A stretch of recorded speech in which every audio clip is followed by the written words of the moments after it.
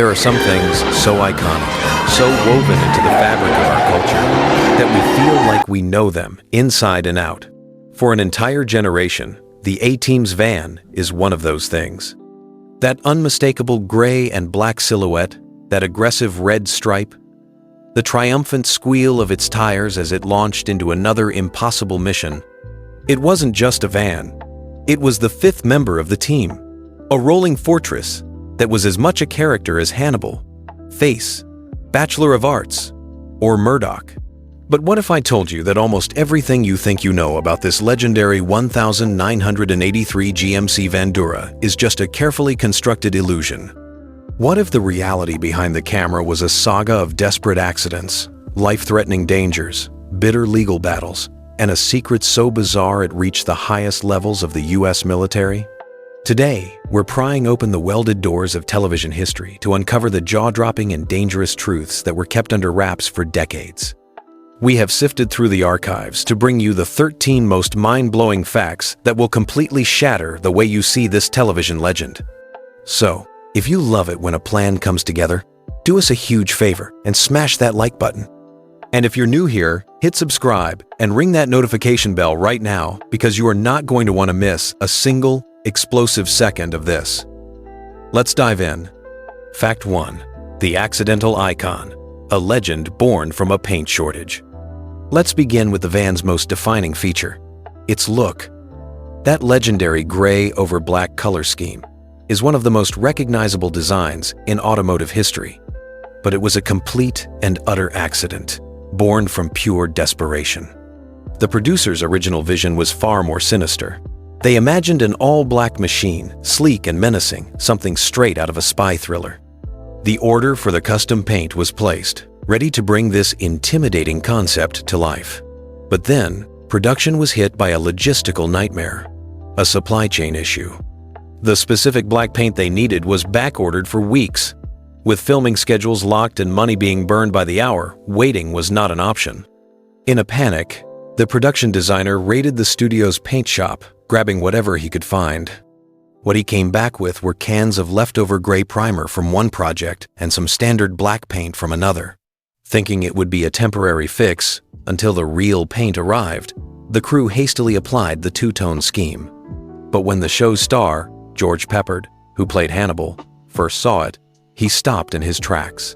He absolutely loved it. He argued the two-tone look was far superior to the all-black concept, giving the van a more tactical, rugged, and military-grade appearance. The network executives, seeing his point, instantly agreed. And just like that, a random paint shortage created a global icon. The irony? For the rest of the series, the art department had to painstakingly custom mix that exact shade of accidental gray for every single van used on the show, ensuring continuity for a look that was never supposed to exist. Fact 2. The Frankenstein creation, an interior built from Hollywood's ghosts. If the exterior was a stroke of luck, the inside was a masterpiece of frugal genius. The van's interior was a high-tech command center, racks of weapons, advanced surveillance gear, and blinking computer monitors.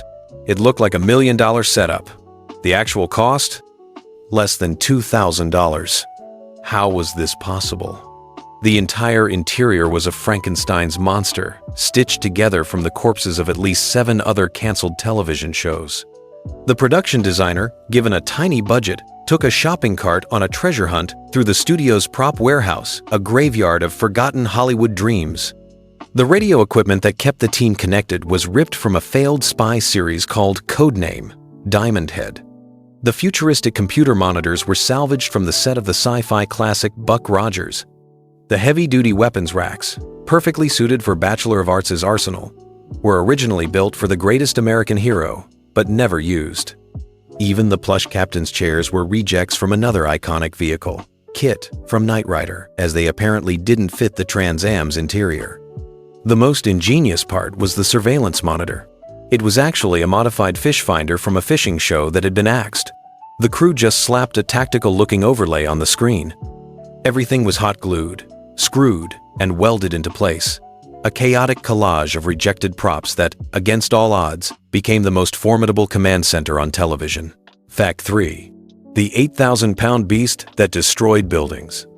The van's armor and equipment weren't just for show, and they came with a colossal consequence: weight. A stock 1,983 GMC Vandura weighs about 4,000 pounds. After the A-Team's modifications, the ballistic steel plating, heavy gear, and reinforced frame, the van tipped the scales at nearly 8,000 pounds. This 4-ton monster was a constant structural menace, leaving a trail of destruction not from explosions, but from simply standing still. The first disaster struck in Season 2. The van was parked on a studio soundstage for 3 days while filming interior scenes. On the third day, a sickening crack echoed through the studio as the floor gave way under the relentless strain. Filming was halted for a week, and the studio was hit with a $50,000 repair bill. A new rule was immediately enforced. The van could only be parked on solid, reinforced concrete. But it happened again. In Season 3, while filming in a multi-level parking garage, the concrete floor fractured and the van partially plunged through to the level below, its front wheels dangling in the air. It took a massive crane to lift the 8,000-pound beast out of the hole it had created. The final incident occurred during the last season. The van was parked inside a warehouse when the wooden floorboards began to audibly groan and buckle. The crew evacuated just moments before the floor completely collapsed into a pile of splintered wood. After this, every location scout had a new critical task: verify the maximum floor load capacity before the A-Team's van was even allowed inside a building. Fact 4. The ultimate irony. Mr. T couldn't drive the van. This is one of the best-kept secrets from the entire show. Bachelor of Arts Baracus, the tough-as-nails mechanic and master driver of the A-Team, was played by Mr. T, who, in real life, could not handle the modified van. He had a driver's license, but this was no normal vehicle. After being loaded with thousands of pounds of armor, its handling became monstrous. Its immense weight made the steering incredibly heavy, the upgraded brakes dangerously sensitive, and the custom bodywork created enormous blind spots. It was, by all accounts, a tank. To his credit, Mr. T genuinely tried to learn. The producers hired an instructor, and for 2 weeks, he practiced maneuvering the beast. But his final test drive ended in disaster when he lost control and plowed through the set's catering tent, obliterating $30,000 worth of food. Thankfully, no one was hurt. After that, the producers and the insurance company made an executive decision. Mr. T would only be filmed in close-ups, sitting in the driver's seat with the engine off. For every scene of the van in motion, every chase, every burnout, a professional stunt driver wearing a custom Mr. T wig, beard, and gold chains was behind the wheel. They had a team of 5 different stunt drivers, each specializing in different maneuvers, to collectively create the illusion of Bachelor of Arts' driving prowess. Fact 5. The sound of deception. The turbine whine was a vacuum cleaner. Remember that incredible high-pitched turbine whine the van made during high-speed chases? It was a sound that screamed power, making you believe a jet engine was hidden under the hood. It was all a lie, born from the creativity of the sound effects department. The real van, even with its V8 engine, sounded, well, like a van. It wasn't dramatic enough for Hollywood. The sound team searched for the perfect sound. They tried recording jets and sports cars, but nothing felt right. The breakthrough came from a mundane source. One evening, a sound engineer was cleaning the studio with an industrial vacuum cleaner. As he partially covered the hose, he noticed it produced a fascinating, high-pitched whine. A light bulb went off. He recorded the vacuum, digitally altered the pitch and speed, and then layered it over the van's actual engine noise. The result was audio magic. That sound became an inseparable part of the van's identity, so effective that it inspired a generation of fans. One enthusiast in Texas was so obsessed with replicating it that he actually installed a small jet turbine in his replica van just to make the sound. Fact 6. The deadly door, a prop that sent people to the hospital. The van's heavy-duty sliding door was key to the show's action. Bachelor of Arts would dramatically throw it open for the team to leap out, guns blazing. But behind the scenes, that 200-pound slab of armored metal was terrifyingly dangerous. To achieve that fast opening on camera, the crew installed a powerful, spring-loaded mechanism that launched the door with enough force to break bones, and it did. During the show's run, 3 different crew members were seriously injured by it. A camera operator's fingers were broken. A lighting grip was knocked out of work for a week. A guest actor suffered 2 cracked ribs when he didn't clear the doorway fast enough. After the 3rd injury, the studio implemented a strict safety protocol. Only 1 designated crew member could operate the door, and a bright yellow danger zone line was painted on the floor, which actors were forbidden to cross. George Peppard was so spooked after witnessing an injury that he refused to film anywhere near it, requiring clever editing to place him in scenes by the door.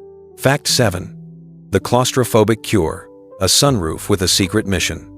Ever notice the sunroof on the van? It wasn't installed for style. It was an emergency measure to prevent one of the show's main actors from having debilitating panic attacks. Dirk Benedict, who played Face, suffered from severe claustrophobia. The first time he stepped into the cramped, fully loaded van, he was overwhelmed.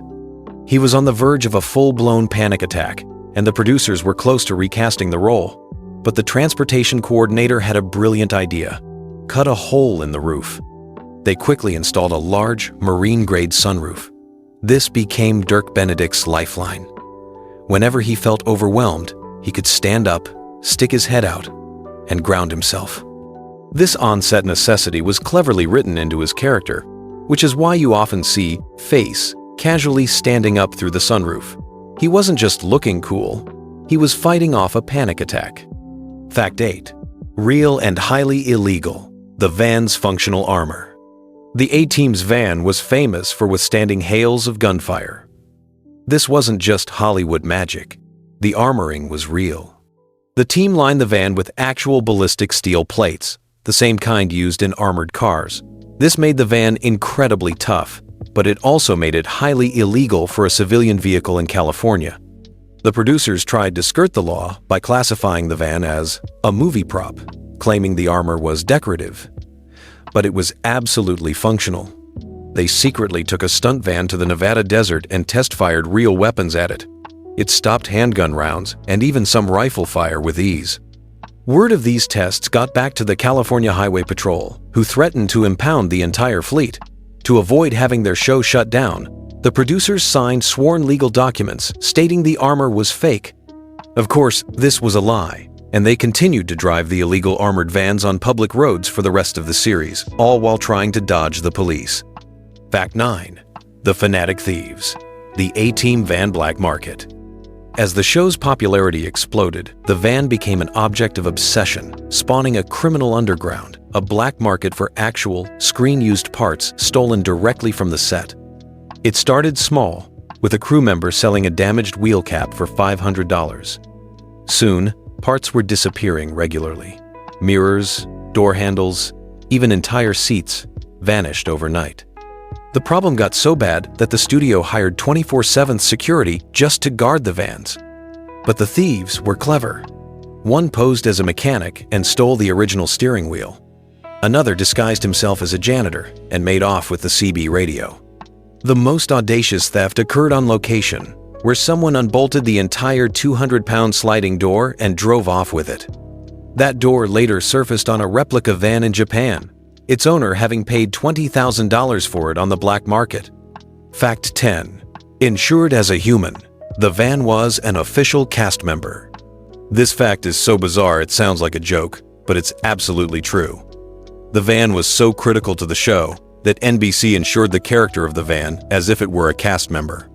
The physical vans had normal vehicle insurance. This was a performer's policy, the same kind used for famous animal actors. The van was officially classified as a non-human performer. On the daily call sheets, the actors were numbered 1 through 4. The van was listed as cast member number 5. This led to surreal bureaucratic nightmares. When a stunt van was damaged, the production had to file an injury report for a vehicle, complete with questions like, was the performer conscious when the accident occurred? The policy, costing $50,000 per season, paid out twice. Once when all the vans were down for repairs, and once when the hero van was stolen from the studio lot. Fact 11. The wheels of fortune, rims that cost more than a car. Let's talk about the van's bling. Those iconic chrome wheels with the red center caps were not off-the-shelf parts. They were custom-made pieces of engineering that, in 1983, cost an astronomical $12,000 per wheel. That's nearly $50,000 for a set of 4 more than the price of a brand new Cadillac at the time. Why so expensive? The van's 8,000-pound weight would have shattered any standard wheel.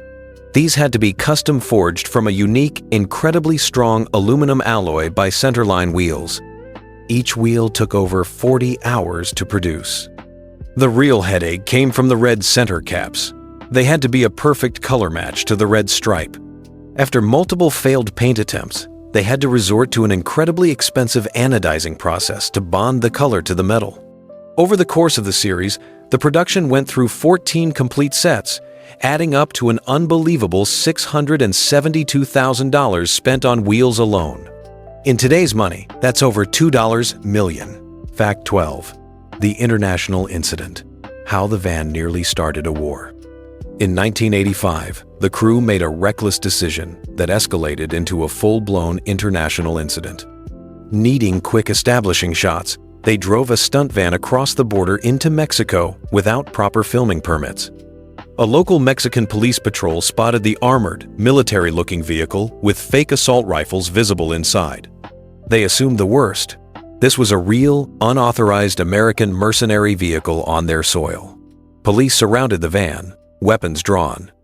The American crew tried to explain it was for a TV show, but the van's intimidating appearance only made the police more suspicious. The situation escalated rapidly. The Mexican military was called in. Soon, a lone TV van was surrounded by heavily armed soldiers as the terrified crew held up scripts to prove their innocence. It took 6 frantic hours and direct intervention from the American embassy to defuse the standoff. The Mexican government was furious. The A-Team was permanently banned from filming in Mexico. NBC was fined $50,000, and the U.S. State Department had to issue a formal apology. The story made international news, with one newspaper running the headline, "A-Team TV Van Nearly Starts War." Fact 13. Top secret. When the U.S. military tried to buy the van. And finally, we've arrived at the single most unbelievable fact about the A-Team van. In 1986, the show's producers received a formal inquiry from an unexpected potential buyer, a unit of the United States Army Special Forces. This was not a joke. A Special Forces unit at Fort Bragg was using A-Team episodes for unconventional warfare training. They analyzed the tactics, the equipment, and the van's layout, and came to a stunning conclusion. The van's internal configuration was a brilliant design for a light urban assault vehicle. A surreal meeting took place between battle-hardened Army engineers and the show's prop masters. The military was particularly impressed with the modular equipment racks and the efficient layout for a 4-man team. They offered the producers $200,000 for the complete design specs and the rights to produce real militarized versions for active duty. The producers were dumbfounded, explaining that half the stuff was fake and held together with tape. The Army's response was chilling. They didn't care. They believed Hollywood had accidentally designed a more practical urban combat vehicle than many military contractors. The deal ultimately fell through due to legal complications, but the fact remains. The A-Team's van was so well designed that the most elite fighting force in the world wanted to turn it into a real weapon of war. And there you have it. From a paint-splattered accident to a design so effective it caught the eye of the Pentagon. The story of the A-Team van is more incredible than any script they ever filmed. It was a character forged in chaos, a testament to on-the-fly creativity, and in some cases, sheer dumb luck. Now, we have to turn it over to you. Which of these 13 insane facts completely blew your mind? Was it the van's building breaking weight? The fact that the iconic sound was a vacuum cleaner? Or the mind-bending reality that the U.S. military wanted to weaponize a Hollywood prop? Jump into the comments section below and let us know. Your reactions and stories are what make this community so amazing, and sharing your thoughts helps us all connect over these legendary pieces of television history. If you haven't already, and you enjoyed this deep dive, please show your support by hitting that subscribe button and ringing the notification bell. It ensures you'll never miss another journey into the secret history of your favorite shows and movies. Thank you so much for joining us on this incredible ride. Until next time, stay safe and always have a plan.